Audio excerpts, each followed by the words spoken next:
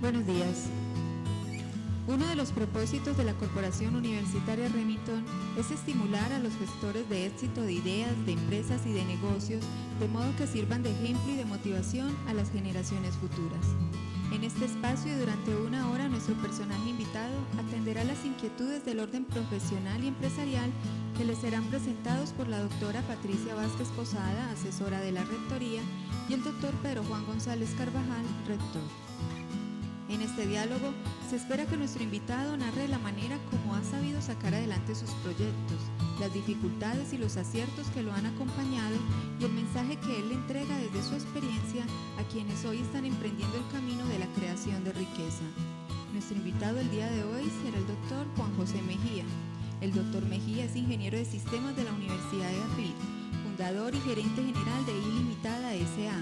Fue elegido por un comité de talla internacional entre 2.230 egresados de Ingeniería de Sistemas de la Universidad de AFIT para recibir el primer premio a la excelencia profesional en 2005.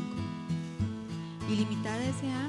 es una organización con más de 20 años de experiencia en la creación e implementación de soluciones empresariales de software, ofreciendo organización y sistemas a las empresas colombianas. Una empresa que ha sabido combinar un buen servicio con un portafolio de productos que le ha dado un liderazgo en Medellín. Hoy ellos no quieren dejar ese camino, pero son conscientes de la necesidad de innovar. Juan José Mejía es la cabeza de un profundo cambio que vive esta compañía antioqueña que desde ya le apunta a las grandes ligas de la innovación. Bienvenido. Un cordial saludo para todos y para todas, y es para mí verdaderamente placentero el poder estar en compañía de la doctora Patricia Vázquez, asesora y fundadora de la Corporación Universitaria Remington, y del doctor Juan José Mejía, ante quien yo soy subjetivo, porque es mi amigo personal, con quien casi que hemos crecido juntos en términos profesionales y a quien le guardo un profundo respeto por todas sus acciones y sus calidades humanas. Juan José, mil gracias por venir. Muchas gracias, Pedro, muchas gracias, Patricia, y a todos ustedes por estar aquí hoy para escuchar un poco de mi experiencia de vida. En este momento estamos, Juan José, ante una audiencia muy calificada, la familia de la Corporación Universitaria Remington, que está desplegada a lo largo y ancho del país, en más de 29 departamentos, 145 ciudades, y tu experiencia quiere ser vívida y quiere ser asimilada ante esta gente que está proyectando su futuro. Cuéntanos cómo fue ese primer camino recorrido en tu vida profesional y estudiantil. Bueno, estábamos ahorita compartiendo aquí un poco de lo que era el inicio. Buenos días a todos. Pues en realidad yo me gradué de bachiller en el año 1977. Pedro Juan dice que somos amigos y casi compañeros. Debo advertir que él es mayor que yo. Es importante eso. Importante clarificación, ¿no? Muchas gracias, Juan. De todas maneras, porque dijiste que era fundadora. Sí. Estuvo aquí en la construcción De la Corporación Universitaria Remington, que este año cumple 15 años, Juan José. Ah, muy bien. Hace 15 años, Juan. Muy bien. Quería compartirles lo siguiente. Yo me gradué en 1977 de bachiller y me presenté a medicina en las 3 facultades de medicina que había en la ciudad. No pasé a ninguna de las 3. Como soy el 6º hijo de una familia de 7, mi padre, que era muy bravo, otras cariñosamente le decía Don Berraco, porque me mantenía ofuscado, me echó de la casa porque dijo: este es el que no va a servir para nada. Yo estaba muy desorientado en cuanto a cuál era mi vocación. Esto va a ser mejor así. En cuanto a cuál era mi vocación. Yo todavía estoy desorientado. Sí, cuál era mi vocación. Y Y afortunadamente por esos días vino una hermana que vivía en Estados Unidos y logré hacer un acuerdo de paz con mi papá para poder vivir en la casa, y era que durante ese primer semestre yo iba a estudiar, practicar el atletismo que me gustaba, iba a estudiar inglés en el Colombo Americano por las tardes e iba a estudiar un curso de computadores que había en 1977. Imagínense ustedes lo que eran los computadores de esa época. La mayoría de esta familia de la corporación universitaria ni siquiera había nacido, ¿no?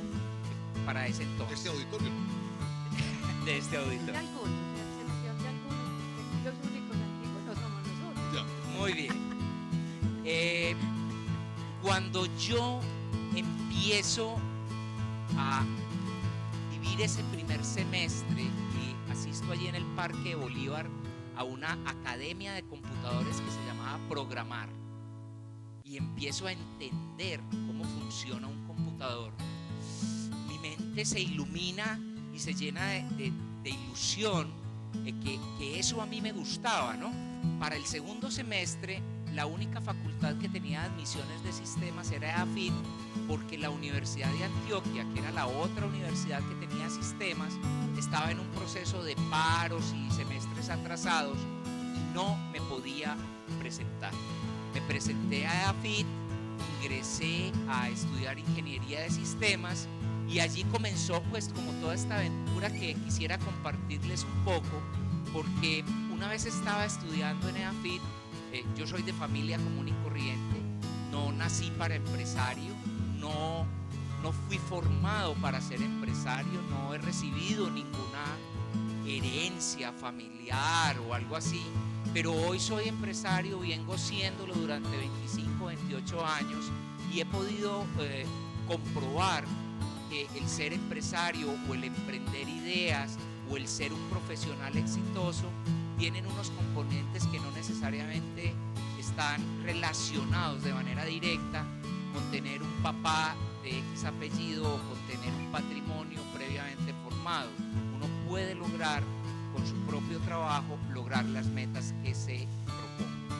Por ser de las primeras promociones, Juan José, en EAFIT también había confusiones de tipo profesional, ¿no? Porque sistemas y computadores se volvían como sinónimos y a uno le tocaba comenzar a determinar que no eran tan sinónimos. Que no eran tan sinónimos, sobre todo porque había administración de empresas, que era la fortaleza de la Universidad de AFIT, pero habría la ingeniería de sistemas, que habría un campo en donde en ese momento era muy claro la diferenciación entre el hardware y el software, la ingeniería como tal, la programación, y eso confundía mucho todo nuestro devenir a lo largo de la universidad.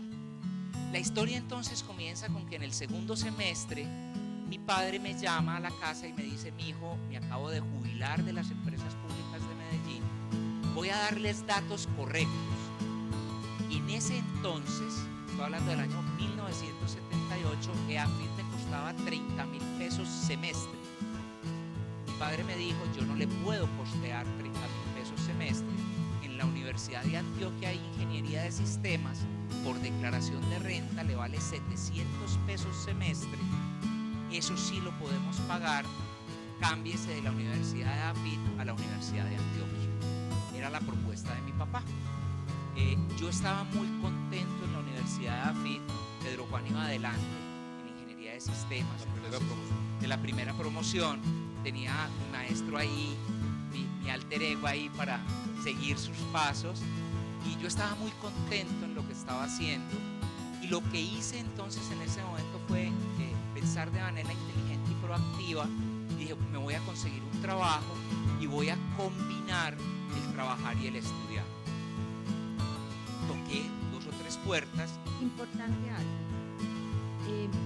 Siempre tener claro uno qué quiere en la vida es fundamental para lograr lo que uno quiere. Y yo quería estar allí en esa universidad y no iba a dejar que eso. Desde que escogiste luego ingeniería de sistemas, viste que el mundo de los sistemas era tu razón de ser en ese momento. Correcto. Profesional. Enfocaste. Me enfoqué. Y a partir de ahí nunca te descolgaste de ese objetivo. Para nada. De hecho, no he hecho sino reafirmarlo a través del tiempo.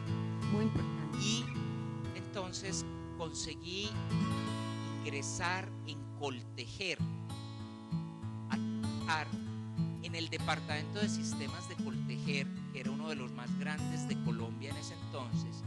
Y mi primer trabajo fue, por favor hagan composición de lugar, los computadores no tenían pantallas en ese entonces y la única forma como producían la información era imprimiéndolo. Y normalmente todo se imprimía en un papel que tenía original y 2 copias, es decir, había papel carbón entre las hojas. Mi trabajo era separar el papel carbón de los grandes listados de información que se producían todo el día. Yo era un auxiliar de sistemas y soy bastante hábil en separar papel carbón de las hojas, ¿no? Porque eso era impresionante el ritmo que uno cogía. Ese perfil siempre ha estado claro. Ese perfil siempre ha estado claro, es una de mis habilidades, separar papel carbón, es muy importante. Pero miren, yo estudiaba de 5 de la mañana a 1 de la tarde, perdón, yo trabajaba en Coltejer en el turno de 5 de la mañana a 1 de la tarde, aprovechaba que en Coltejer nos daban el almuerzo por un peso, era un almuerzo simbólico, pero me echaba mi bandeja, ¿no es cierto? Echaba mi bandeja paisa ya todos los días, iba a clases a EAFIT todas las tardes, de 2 de la tarde a 6, a 8, a 9 de la noche, dependiendo de cómo fuera el horario de materia. Hay varios puntos ahí que quiero destacar, que uno puede ver como cosas que lo afectan o como oportunidades.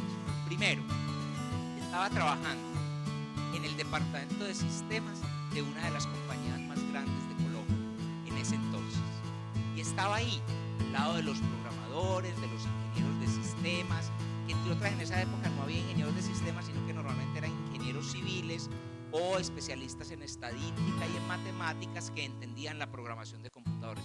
Pero yo estaba ahí, un muchacho joven y avispado, preguntando todo lo que pasaba, y me volví algo así como su mascota, ¿no? Yo preguntaba y me respondía, me enseñaba. 2, me ganaba 7.900 pesos mensuales. Para que hagamos el cálculo rápido, son 8.000, 6 por 8, 48.000 al semestre. Pagaba EAFIT de 30.000 y me quedaban 18.000 para el semestre para los pasajes. Mi propuesta a mi papá fue: usted me da la cama, la dormida y la comida. Me dijo: sí, mi hijo, que tiene su camita y tiene su comida, y yo me pago mi universidad, la que yo quería, estar ahí. Entonces ese fue el gran acuerdo. Pero ahí suceden 2 cosas más desde el punto de vista de vida como persona. Yo me costé mi carrera, yo logré hacerlo y estaba trabajando y estudiando al mismo tiempo. Cuando estaba allá en la universidad, esto era una especie de pues qué vaina, yo no tuve muchas horas de cafetería como a veces se tienen en las universidades, donde se dialoga de tiempo libre, donde se arman los noviazgos, los programas, las saliditas, las picardías. No, yo tenía que entrar y salir de la universidad. Entonces suceden 2 cosas básicas en mi formación profesional. Primero, yo iba a clase a aprender. Yo no tenía tiempo de resolver o de aprender después de clase. Trabajaba de 5 de la mañana a 2 de la tarde, estudiaba de 2 de la tarde a 8 de la noche, llegaba a la casa a las 10, me acostaba, me levantaba a las 4 de la mañana, pasaba a las 5 de la mañana con tarjeta, ponchando tarjeta en la entrada de Coltejer. Entonces yo me sentaba en clase, yo era uno de esos compañeros fastidiosos que ustedes algún día habrán tenido, que se sienta adelante, pregunta mucho, y aunque ya la clase se va a acabar, vuelve y alza la mano y vuelve y pregunta. Yo no dejaba avanzar una clase con Fernando Molina, nuestro profesor, el profesor Bedoya en matemáticas, Alberto Restrepo, Juan Alberto, todos nuestros profesores. Yo no dejaba avanzar en clase porque yo tenía que entender ahí lo que tenía que entender. No tenía tiempo después de irme a estudiar en el libro o a practicar. Entonces eso cambió mi actitud en el sentido de que yo en clase aprendía. Y nosotros muchas veces como estudiantes en clase no aprendemos. En clase vamos, ahí medio entendemos, tomamos nota y yo después estudio. Después estudio, no aprovechamos ese instante. No aprovechamos ese instante, no, yo aprendía en la clase. Lo segundo es que al estar en Coltejer tuve una oportunidad, y es que yo estaba al lado de los computadores más grandes que había en Colombia. Entonces mientras mis compañeros tenían 1 o 2 veces por semestre la posibilidad de usar una computadora, yo la tenía todos los días. Y no había un computador para cada estudiante a toda No, hora. microcomputadores no había. No había ni un computador para cada estudiante. Estamos hablando 30 años atrás nomás. Estamos así. Había 2 veces al semestre. Uno podía usar el computador a ver si el programa le funcionaba. Y si no le funcionaba, no le funcionó. Y así aprendimos tecnología, y así aprendimos ingeniería, ingeniería y así aprendimos sistemas. Trasteando tarjetas de un lado para otro. Unas tarjetas que se perforaban, ¿no es cierto? Y que el computador interpretaba y hacía la lógica que ellas decían y producía un listado. Vuelvo y repito, experto en separador de papel y cartón de listado. Lo otro que me sucedió a mí por trabajar y estudiar al tiempo y no tener tiempo extra para irme a hacer los 150 o 250 ejercicios del cálculo de Layton, creo que así se llamaba ese libro odioso, un libro que tiene una lámpara así, que tiene cara de trasnocho, el solo libro de verlo, ¿no es cierto? ¿Ustedes lo han visto? ¿Saben de qué les hablo? No, ya eso es pieza de museo. Debe ser, hay una cosa que se llamaba el cálculo de Layton y la portada era una lámpara prendida así como a las 2 de la mañana. Yo no tenía tiempo de hacer la mecánica, de hacer todas las derivadas y las integrales y las ecuaciones. Entonces yo aprendí a resolver los exámenes de una manera esquemática, algorítmica. Yo normalmente llegaba a un examen y yo decía, bueno, con estos dos datos aplico la fórmula, esto me da un resultado A. Si el resultado A es mayor que la variable C, entonces hago esto. Si no, hago aquello, obtengo el resultado R. Con R vuelvo al principio, verifico y mis exámenes, si ustedes los vieran hoy, son bolitas y flechitas, símbolos de interrogación, nubecitas y rayitas. Nunca saqué 5.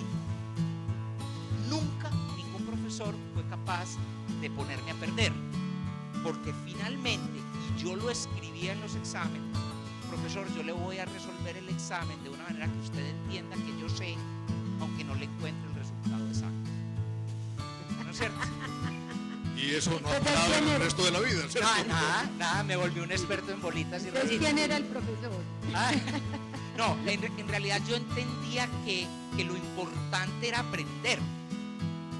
Y entonces yo lo que hacía era demostrar que sí había aprendido, que sí había entendido. Fui odiado en la universidad por preguntar tanto en clase, por ir hasta la hora y media de clase o a veces hasta la hora y 40 de clase. Cuando pude me compré una moto para transportarme, entonces llegaba a la moto y encontraba lleno de huevos, quebrados. Una vez me pusieron un rollo de papel higiénico aquí atrás y caminé durante la Universidad Pay 2 horas con una cola de papel higiénico. Pero en fin, la lección importante aquí es que se puede combinar el estudio y el trabajo, se puede aprender en clase y se puede aprender de una manera diferente. Fuera de la técnica que uno aprende en la universidad, ¿qué te dejó la universidad? ¿Te consolidó conceptos? ¿Te consolidó futuro? ¿Te consolidó qué? Gana. Varias cosas, entre otras y la más importante es entender, por lo menos en mi área de preferencia, que son los sistemas, para volverlo cortico. Uno en la universidad lo que aprende es a buscar, a encontrar lo que necesita en su ejercicio profesional.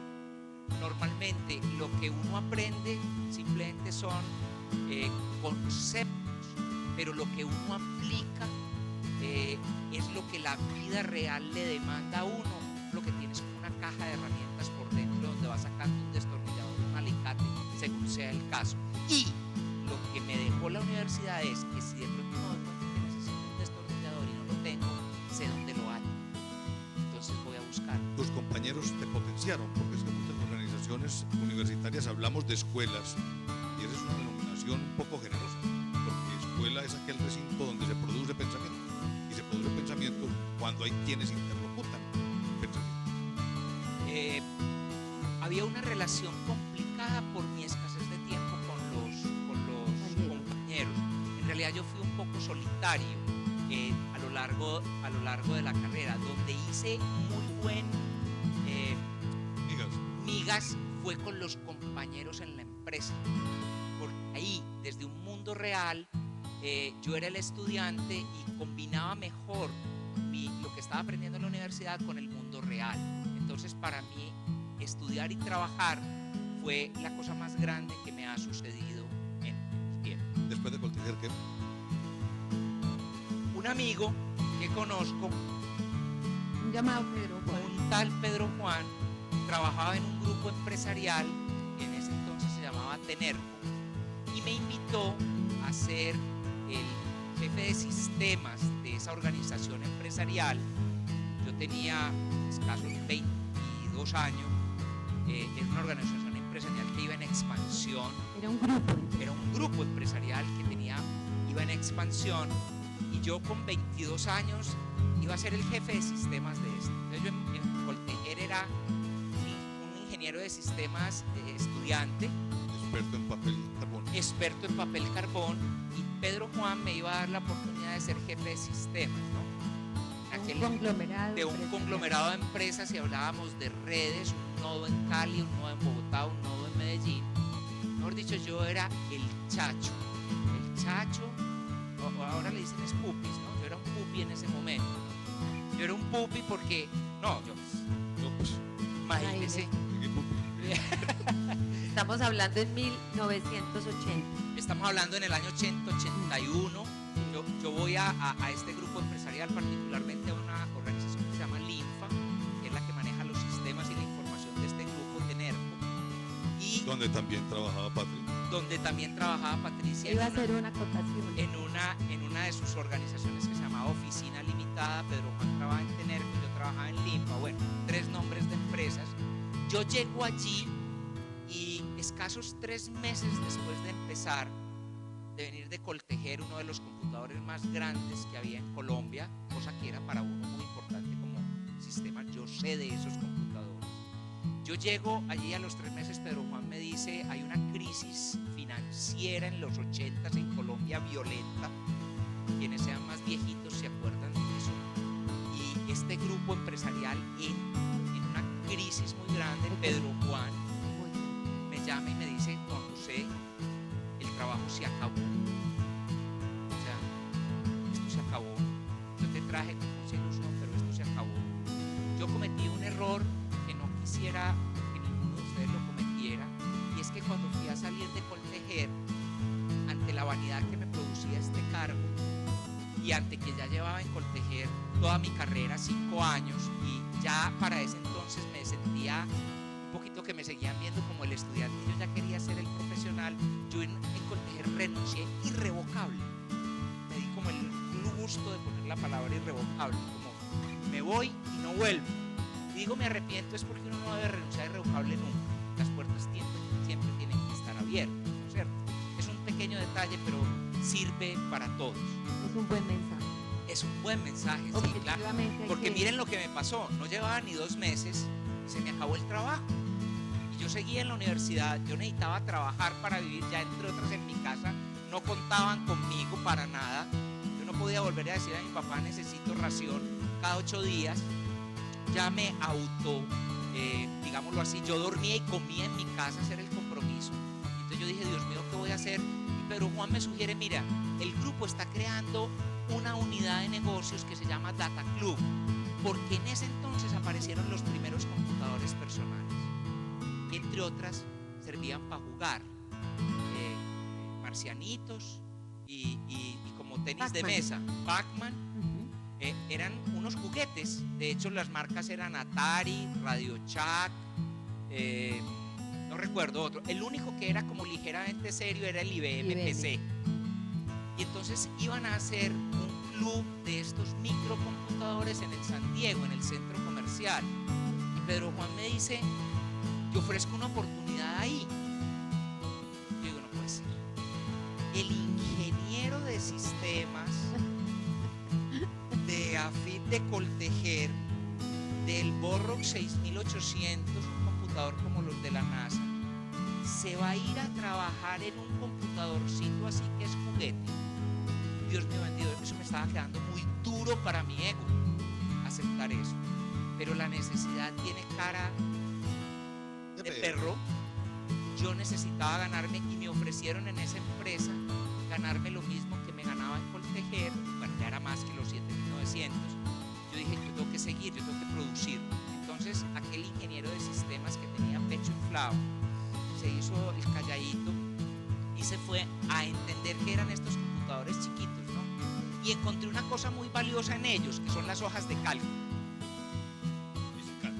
que en ese entonces se llamaba VisiCalc. Hoy todos hablamos de Excel, pero en ese entonces hubo una primera hoja de cálculo, y esa primera hoja de cálculo tenía un potencial empresarial y es que permitía hacer simulación. Entonces yo me pegué de ahí, porque eso era lo que más se me parecía al mundo de negocios. Y digamos, dije, bueno, me voy a volver profesor de hoja de cálculo, y me volví profesor de hoja de cálculo. Y entonces llegó el día de la inauguración de Data Club, llegó el día de la inauguración, y entonces estábamos en un piso del edificio Por Fin. Esta historia es bonita.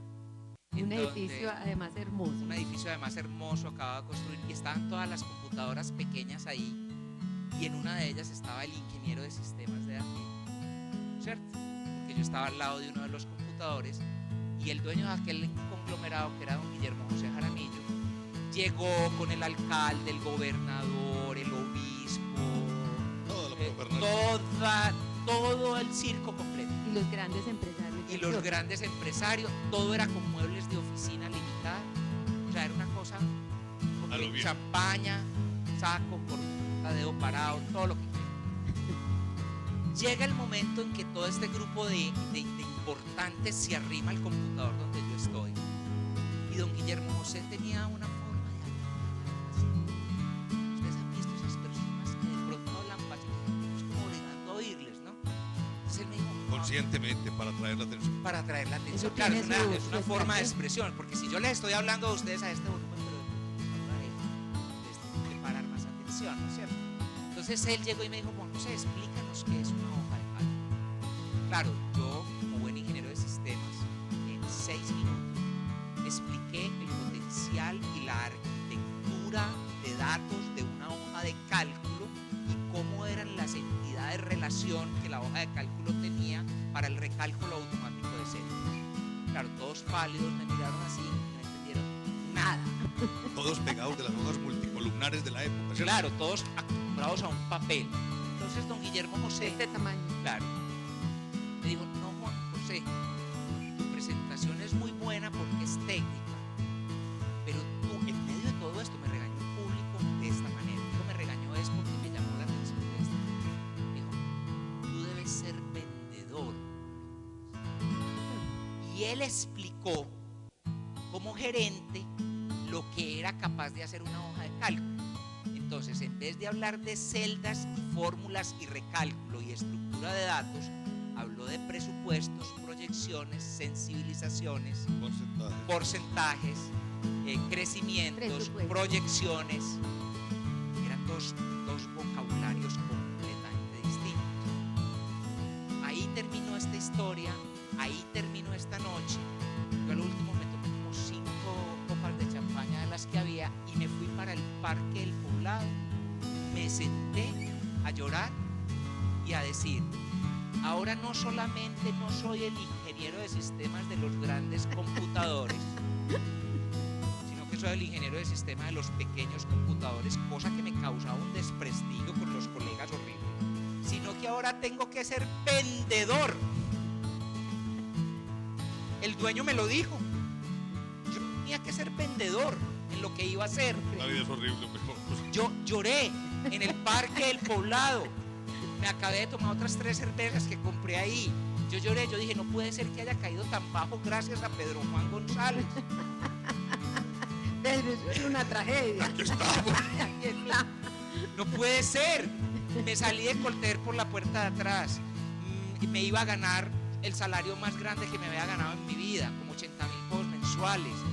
Volví a ganarme los 24,000 pesos, a ser profesor de hojas de cálculo y tenía que ser vendedor. Pues esto para un ingeniero de sistemas era la tragedia más grande. Y miren cómo desde allí, desde ese dolor, desde esa aceptación, desde ese punto, yo empiezo, y desde la necesidad. Esa necesidad es un motivador, el macho. Y desde la necesidad empiezo a hacer. Hacemos un paralelo para que ellos entiendan ese momento tan crucial que fue ese quiebre para ti. Hoy Ilimitada es una compañía que cumplió la semana pasada 25 años, tiene 55 empleados, tiene 7,000 empresas clientas, con más de 20,000 paquetes de software instalados en Colombia, más de 36,000 usuarios proyectos internacionales, como por ejemplo en la Eurocopa de Fútbol, servicios móviles a los celulares. Eso nos lo vas a contar ahora. Bien, dale. Pero a donde quería yo llevar a todos los que nos están escuchando es, miren cómo es la vida. En un momento de quiebre donde a Juan le da un dolor profundo, una frustración total, la vida le entrega su mayor oportunidad.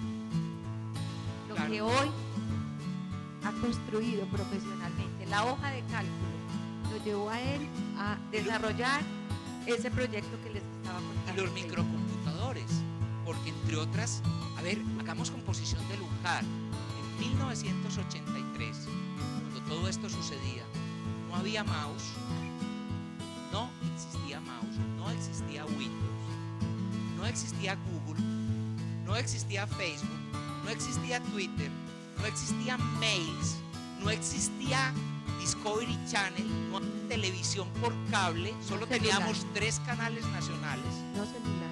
no había celulares, no había mensajes de texto. Bueno, nacimos en el Paleozoico. Pues claro, algunos de ustedes, los más jóvenes que estén aquí presentes o que vean después este video, dicen, ¿y esto es cómo vivían si no había un mail para comunicarse? No había Hacíamos de internet. todo. Correcto. Entonces, estos computadores personales, yo me volví en el mejor profesor de VisiCalc que había en Latinoamérica. Porque eso sí, cuando decido hacerlo, lo hago bien o no lo hago.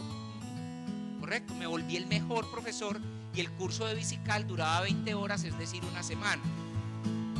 Y empecé a dar el curso de VisiCalc, semana tras semana tras semana. Cuando llevaba año y medio dando el curso de VisiCalc, yo estaba literalmente mamado. No sé si se pueda decir eso en estas cámaras, pero yo estaba exhausto de hacer lo mismo durante año y medio. Jay, perdón, me correspondió colateralmente dentro de las conversaciones que se tenían ver una transformación muy importante en tu forma de ver los sistemas. Pasaste de los datos a la información. Sí, señor. Y de la información al conocimiento. Porque es distinto. De los datos a la información y de la información al conocimiento. Son 3 niveles Muy interesante. que llevan esa progresión. Para terminar esta anécdota que potencia pues la creación de mi empresa de hoy, resumida ahorita en 3 pinceladas, es que yo llevaba año y medio dictando el mismo curso y estaba bastante cansado. Ya le había dicho al gerente de Data Club que me iba. Y decidieron abrir el Data Club en Bogotá. Y entonces el elegido para ir a abrir Data Club Bogotá con el curso de VisiCalc era yo. Entonces me dijeron mañana a las 8 en el aeropuerto La Herrera, había un puente aéreo de San Bogotá Medellín. A las 8 de la mañana yo llegué al aeropuerto, me senté en mi silla, cuando, Dios mío, veo entrar a don Guillermo José Jaramillo, el dueño de aquel conglomerado, el jefe mayor, ¡prum!, en la silla del lado mía. Obviamente la secretaria que compró los pasajes los compró juntos y nos sentó juntos. Él era el dueño, yo era el empleado, el profesor. Él se sentó ahí. Cuando voltea y me dice, buenos días, Juan José, pasito. Yo, Dios mío, ¿sabe cómo me llamo? Existo. Qué validad tan guapa la que me pegó ahí. Yo dije, don Guillermo José, ¿cómo está? Oigan esto. Me han dicho que estás muy aburrido dictando el curso de VisiCalc. No. Qué viaje tan largo. Y no había empezado a decolar el avión. Este señor no solamente sabía cómo me llamaba, sino sabía qué me aquejaba. Y además era el dueño. Yo no cabía en mi silla. O sea, literalmente, esto fue una caricatura. Yo me volví así de... Primero me volví así de grande y en un segundo me volví así de chiquito. Y empezamos a conversar. Guillermo José, un hombre inteligente, muy capaz, me dice, ¿sabes a qué voy a Bogotá? Yo le dije, no. A la inauguración de Data Club. Me dijo, pero por supuesto, ¿pero a qué más? Le dije, no. Es que esta noche van a dar, Paloma San Basilio va a interpretar Evita, la ópera. Le dije, ay, qué maravilla. Y me dice, me va a invitar. Sueñe. Sueña. Aún sueña. A un sueño. Bueno, en realidad no me iba a invitar. Me dijo, Juan José, ¿sabes ¿cuál es esta presentación de Paloma San Basilio, de la ópera Evita? Le dije, no, es la número 457. Es decir, Paloma San Basilio, por 457ª vez, va a cantar la ópera hoy en Bogotá. Llevaba año y medio en una gira mundial haciendo esto 1 o 2 veces por día. ¿Correcto? Me dijo, ¿y sabes qué va a pasar allá, Juan José? Que Paloma San Basilio, que es una profesional, y la historia que les voy a contar es qué es ser profesional, porque yo hasta ese día no lo sabía y ese día lo supe y a partir de ahí soy feliz, porque yo estaba harto de hacer lo mismo. Me dijo, mira, Paloma San Basilio es una profesional, yo voy a estar ahí sentado, ella va a realizar su presentación y me va a hacer sentir a mí que esa es la primera vez, la mejor vez y la única vez, porque yo estoy ahí sentado, pagué por verla y merezco de ella lo mejor. Juan José, has dictado 50 y tantos cursos de visitar y estás cansado. Juan José, ser profesional es ser capaz de hacer lo mismo siempre, como si fuera la primera vez, la única vez y la mejor vez. A partir de ahí, yo nunca me volví a aburrir con lo que hago, porque así sea lo mismo. ¿Qué es el trabajo? Responder mails, lidiar con tus colegas, lidiar con clientes, con la tecnología, con el rector, con el consejo académico, con el profesor de turno, con el compañero que jode, con lo que sea. Finalmente, si uno quiere ver lo rutinario, lo puede ver rutinario. Si uno quiere ver lo horrible, lo puede ver horrible. Pero Paloma San Basilio, don Guillermo José Jaramillo, mi jartera con dar curso, el mismo curso 50 veces, y esa comparación de que el que espera de mí algo profesionalmente, espera que sea lo mejor, por primera vez, por única vez y como la mejor vez, me hicieron ser a mí un mejor profesional, porque así hago todas y cada una de mis cosas desde hace 25 años, que es cuando en ese momento me retiro de Data Club y fundo ahí Limitada, esta compañía de software que hoy dirijo, y ya llegamos al presente con ese bagaje académico y con esa forma de concebirme como profesional. Juan José, yo sí quisiera de todas maneras aprovechar la experiencia con respecto a lo siguiente y siendo muy respetuoso. Dicen algunos que es más fácil conseguir pareja que conseguir socio. Sí, señor. Entonces hay experiencias iniciales de sociedad donde hay compatibilidad inicial o no con los socios, donde después hay decisiones que hay que tomar. ¿Cómo es ese proceso? Mi primer intento de hacer empresa fue con un compañero de la universidad, entre Data Club y Limitada, un intermedio, en donde iniciamos una empresa alrededor de los computadores personales y efectivamente la euforia de hacer empresa es una cosa, el día a día es otra, y yo para mis adentros tengo muy claro que una relación de sociedad empresarial tiene que tener un periodo de prueba de 3 años, en el cual si se supera seguramente la empresa será exitosa, pero normalmente muere antes por esa incompatibilidad que puede surgir en cuanto a la disposición que tiene cada uno de nosotros frente a la empresa. Es difícil, pero es necesario. Trabajar en colectivos es hacia donde va el mundo. De hecho, hay una tendencia mundial que se llama los enjambres, los swarms, y es que con todo esto de la globalización y de la conectividad, muchos de ustedes, espero que en alguna medida todavía nos toque un poquito, vamos a estar vinculados a proyectos y procesos a manera de enjambres, de colectivos que se reúnen alrededor de una idea, hacen su trabajo y pues se disipa ese enjambre para pertenecer a otro. Pero esta es una visión un poquito más... Trabajo por proyectos. Trabajo por proyectos, pero de manera global. Yo no conozco con quién estoy trabajando. Aporta cada quien desde luego. Claro, de todas maneras, el trabajo en equipo y los principios del respeto mutuo y de encontrar la pareja ideal también existen en los negocios. También se ha dado. Porque 5 años que llevo en Ilimitada, una de mis socias lleva 20 años de trabajar conmigo y 15 como socia, y nos hemos entendido muy bien. Cuando uno ve la evolución de Ilimitada, arranca con un proyecto y un producto como muy obvio y muy tradicional, hoy, ¿cierto? No en su momento. Claro. Un paquete contable sólido. ¿Cómo es eso? Claro, recordemos la composición del lugar que les hice ahorita, un mundo donde no existía el internet, ni el Windows, ni los computadores personales eran vistos como juguetes para jugar marcianitos. Yo alcanzo a entender por una experiencia que me gustaría compartir bien, y es que precisamente voy por primera vez a Estados Unidos a los 26 años, cuando yo tenía 26. Cogí una platica y me fui para un curso una feria de computadores en la ciudad de Los Ángeles, además para ir a conocer a Disneyland. Entonces fíjense que yo tenía 26 años. Disneylandia de la época quedaba en Los Ángeles. El Disneylandia, no en Orlando, la original Disneylandia quedaba en Los Ángeles. Entonces uno, bueno, tiene su niño adentro también, ¿no es cierto?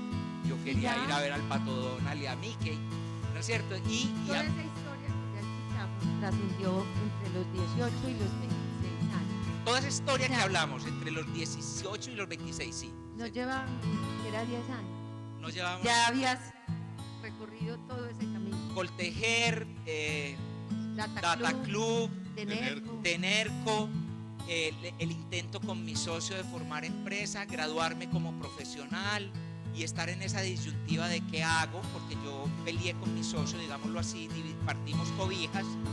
Entonces yo me encontraba en 1986 sin saber si emplearme o formar una empresa. Y entonces decido irme, dije voy a conocer Estados Unidos, y me fui, saqué la visa y me fui a conocer Disneylandia, y voy a ir a una feria de software que había. Me voy a esta feria de software, era 3 días, en esos 3 días había conferencias, mostraban los últimos computadores de la época que tenían discos duros de 10 megas. Hoy una USB tiene 4 gigas o 8 gigas o 16 gigas. En esa época el computador más poderoso tenía un disco duro de 10 megas. ¿Me entienden? ¿No es cierto? Pues en 10 megas eso pesa un documento de Word. ¿Sí o no? Pendejo, un documento de Word. Perdón. Estamos ahí, el almuerzo está incluido, hay un buffet, voy, cojo mi almuerzo, me siento en esta mesa y se sienta al lado mío un señor a quien yo no conocía, joven pero barbado, de chanclas y mochila, y empiezo a hablar con él, y en 2 segundos, y esto sí, no sé, el universo confabula, estaba al lado mío el señor Dan Brickley, que era el inventor de VisiCalc, de la hoja de cálculo en la que yo era experto. Ese era el papá. Yo me sentía como curita de vereda al lado del Santo Padre. Yo no lo podía creer. Increíble. Eso El que inventó, entre otras para mí, y los que sepan de tecnología, pregúntense cómo es una hoja de cálculo por dentro, porque es que es una cosa hermosa desde el punto de vista de la arquitectura de software. Y este señor es el que la inventó, que después apareció Lotus y después Excel y después, pero el que se le ocurrió fue a este que estaba aquí al lado mío. Y miren lo que la pregunta del tema fue que yo le pregunté, señor Blickley, ¿usted qué trabaja? Y él me dijo, yo trabajo en un IBM AT con lenguaje Pascal. Y ahí mismo me cayó un rayo aquí. Juan José de Medellín, del estadio, mi mamá todavía vive ahí y vive a 2 cuadras arriba del Diamante de Bey, Al lado de la misma. al lado de la casa de la mamá de Pedro. Como en la amistad es muy larga. Este señor trabajaba en un computador que se llamaba IBM AT, un modelo de la época, con un lenguaje que se llamaba Pascal, y Juan José Mejía de Medellín, Colombia, trabajaba en un IBM AT con lenguaje Pascal. La conexión fue instantánea. Yo me di cuenta que en la industria de la tecnología, en la industria en particular de hacer software, yo no era un profesional tercermundista, porque yo podía tener los mismos computadores y los mismos lenguajes con las mismas capacidades que el mejor de los programadores del mundo, y eso sigue siendo vigente hoy. Claro.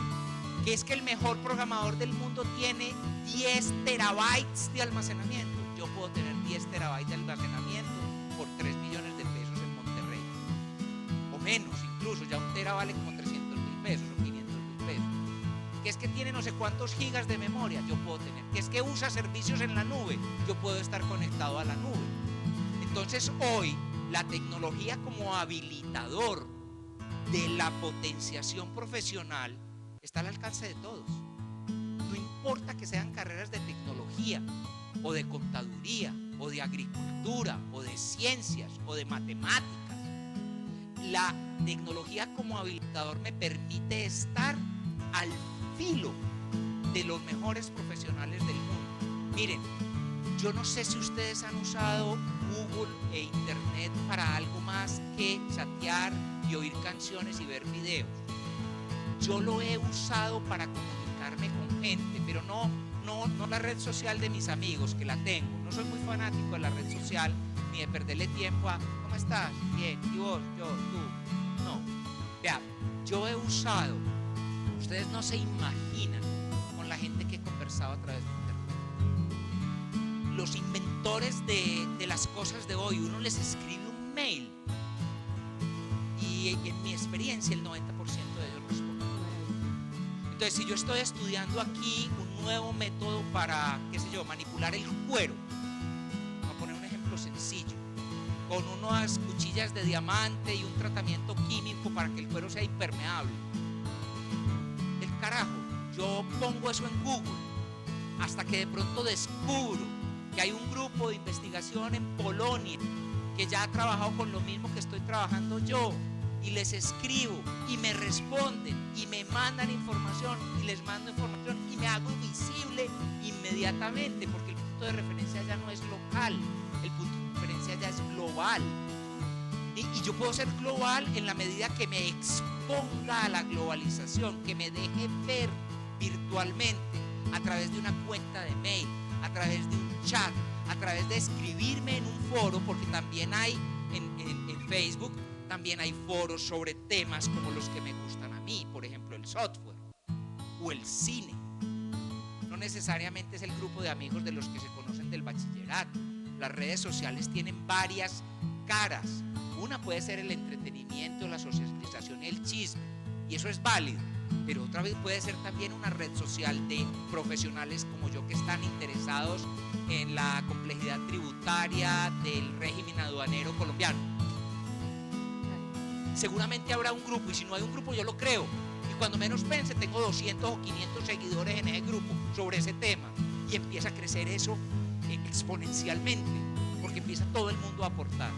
Entonces la tecnología como habilitador hoy, desde mi conversación con Dan Bricklin en 1986, que me mostró que con el uso de la tecnología no somos profesionales tercermundistas, a mí se me abrió la entendedera, como decían nuestras mamás, en el sentido que yo lo he hecho y me pongo de ejemplo, de una manera cariñosa y respetuosa. Cualquiera de ustedes que esté ahí puede hacerse visible en el mundo de hoy, pero hágalo, porque si no lo hacen no va a llegar nadie a pensar, aquella persona tan querida como él, démosle una oportunidad. Nos van a faltar 10 minutos y yo sí quisiera que aprovecháramos para hablar del tránsito de ese programa de contabilidad a tus sistemas de información, a la internacionalización y a esa vocación de servicio público, y sobre todo a esos eventos anuales que se han convertido en un hito de la ciudad en términos no solamente académicos, sino también culturales. Muy bien, concreto y preciso. En ese mundo del 86, lo más razonable era pensar que esos computadores personales le iban a servir a las empresas para llevar a sus aplicaciones transaccionales. Entonces fue ahí cuando concibo la línea básica de mi empresa, que es aplicaciones transaccionales, entendidas como la contabilidad, los activos, los inventarios, la facturación, la cartera, los costos, conciliación bancaria, las órdenes, los pedidos, la facturación, etc. Todo ese software empresarial ha sido creado a lo largo de estos 25 años. Ha tenido 3 grandes versiones por obsolescencia tecnológica, pero ha tenido innumerables versiones y mejoras por cambios legislativos. Recuerden que Colombia es un país de mucha inestabilidad jurídica, de año a año cambian las reglas de los IVA, las retenciones, los medios magnéticos, etc. Entonces entendimos dos cosas: primero, que esos computadores iban a servir para las empresas; segundo, que se requería software empresarial; y tercero, que el software debía ir acompañado de servicio, porque el software evoluciona en el tiempo y cambia. Es por eso que hoy nuestros sistemas administrativos y empresariales son muy reconocidos, y ya estamos empezando a crear con las versiones de este año y el entrante una instancia que hemos llamado híbrida, y es decir, el software instalado en el mundo real pero con servicios en el mundo virtual, porque hoy se habla mucho del cloud computing, computación en la nube, ¿no es cierto? Entonces eso es algo que podemos dedicarle algún día un tiempo. Después fue muy simpático cuando lo presenté este año en el evento. Una clienta, hablé del cloud computing y de lo que significaba. No sé qué tanto conocen los espectadores sobre eso, pero me llamó después y que por favor le vendiera uno de sus computadores en el aire que yo estaba vendiendo, ¿no? Fue como una cosa graciosa. El hecho es que hoy estamos siendo competitivos y visionamos el futuro a través de un software instalado, llamémoslo así, en el mundo real, en su computador, en su empresa, en su casa, en su universidad, ¿no es cierto? Pero además con servicios en la nube que son demandados dependiendo de que haya conectividad, dependiendo de que haya necesidad, dependiendo de que haya oportunidad. Muy bien, pasa. JJ, la internacionalización. La internacionalización. Vea, yo cuando arranqué Ilimitada estaba firmemente convencido de lo siguiente. Todos conocemos un pueblo antioqueño, ¿verdad? Normalmente hay una iglesia, una plaza y hay una calle principal que se llama la calle El Medio o la principal, y alrededor de esa se van construyendo. Bueno, hay un cuento de un pueblo antioqueño que era muy famoso por sus sombreros, ¿no es cierto? Entonces uno llegaba a esa calle principal, a la calle El Medio, y encontraba un aviso que decía: Sombrerería Pérez, la mejor sombrerería del pueblo. Avanzaba un poco más, llegaba Sombrerería Ramírez, la mejor sombrerería de la región. Avanzaba un poco más y del otro decía: la mejor sombrerería del país. El siguiente: la mejor sombrerería del continente. El otro: la mejor sombrerería del mundo. El otro: la mejor sombrerería del universo. El otro: la mejor sombrerería de la galaxia. Y el último tenía un letrerito que decía: Sombrerería Botero, la mejor sombrerería de la cuadra.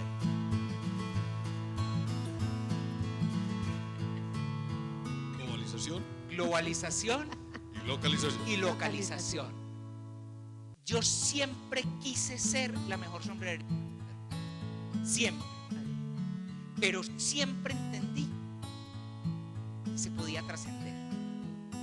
Entonces ese proceso nos ha hecho tener la mente abierta. No ha sido fácil. En particular, 3 elementos fueron muy importantes para lograrlo. Primero, trabajar con o bajo modelos de calidad en el trabajo, procesos, métodos, mediciones, ISO, cualquier modelo de calidad. O sea, hay que trabajar con metodología, midiendo lo que se hace para aprender de los errores y no volverlos a cometer. Porque una cosa es que uno se equivoque en la casa de uno, otra cosa es que se equivoque en el Parque Lleras o con los amigos, pero otra cosa es que se equivoque internacionalmente, porque así como triunfa, fracasa, y fracasa para siempre. Por eso los empleados son certificados. Claro, entonces miren, en Ilimitada hay 55 empleados. 50 de ellos hoy son certificados auditores ISO. Es decir, toda la empresa es ISO. Si usted empieza a trabajar en Ilimitada hoy, tiene 1 año para volverse auditor certificado ISO. ¿Por qué ISO? Incluyendo todo tipo de servicios, la de los tiempos, la de Todo. la entrada. Miren, Si ustedes van a ililimitado hoy, Débora, que sirve los tintos, es auditora certificada ISO. Y en la última auditoría que fue hace 2 meses, Débora me auditó a mí como gerente. Débora no sabe qué es ser gerente, pero Débora sí sabe que hay un procedimiento de la gerencia que se llama planeación y que debe haber un documento donde esté reflejado el plan del año. Y Débora se sienta y me pregunta: don Juan, muéstreme el documento de planeación del año 2011. Y si yo no lo tengo, me pone una no conformidad. Pero yo tengo que tener la disposición de ser auditado o de ser auditor. Entonces, por eso todos los empleados de Ilimitada tienen que ser auditores. ¿Por qué de ISO? Porque es lo más difundido en nuestro medio.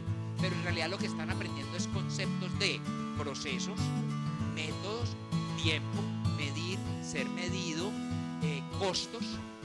Entonces, esos conceptos son muy importantes. Un gran valor agregado sería, por ejemplo, para una corporación como ustedes, es que al final del camino de todos los profesionales, todos salieran auditores certificados, en unos casos de ISO 9000 que aplica a las empresas, en otros casos de ISO 27000 que aplica a la información, en otros casos de ISO 14000 que aplica al medio ambiente, dependiendo de la norma que se use. Si no hacemos cosas como esas, nuestro factor diferencial será una ilusión.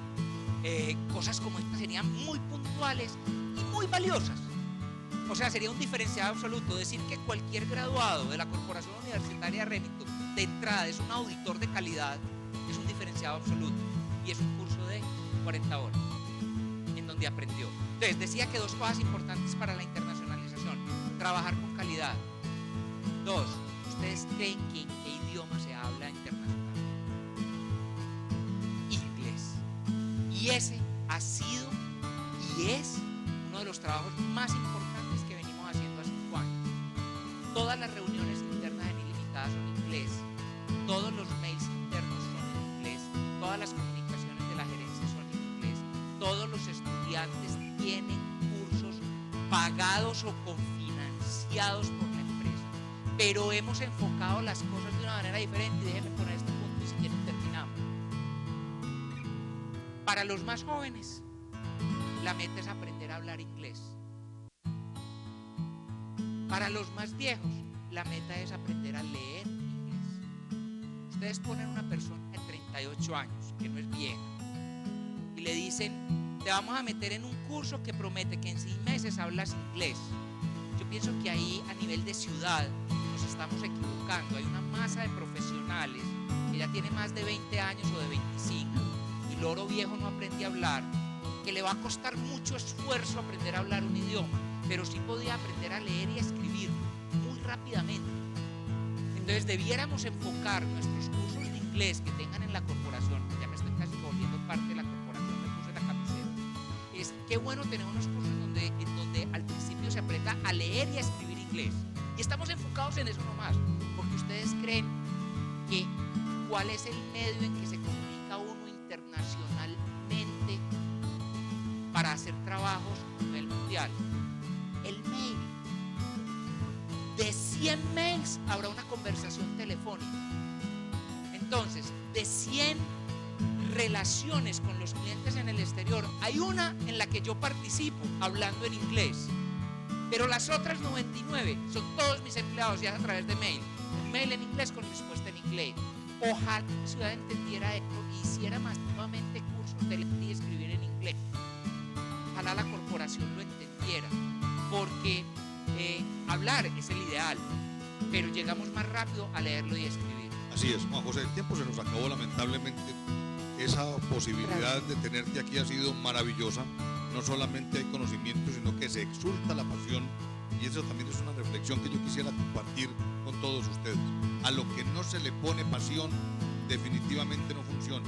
La pasión muchas veces choca, como decía Maquiavelo, con aquellos que han logrado sobrevivir en las condiciones anteriores y se tendrán solamente como amigos tibios a aquellos que no tienen nada que perder.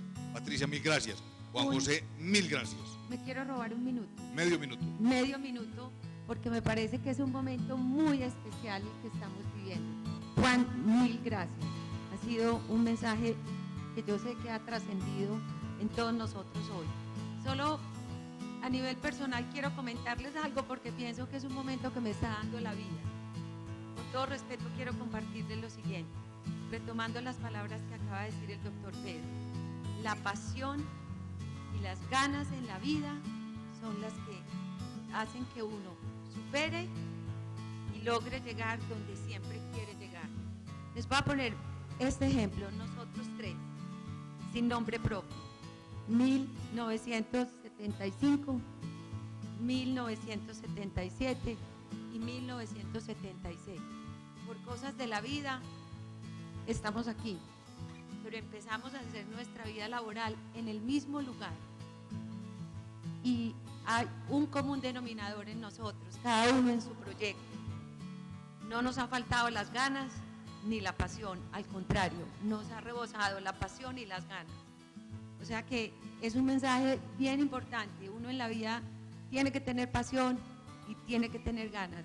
Y ojo, muy importante, un objetivo siempre donde uno quiere llegar. Muchas gracias. A Juan, un abrazo muy especial. Doctor Pedro, gracias. Un cordial saludo para todos. JJ, mil y mil gracias por tu asistencia. Bueno, a todos muchas gracias.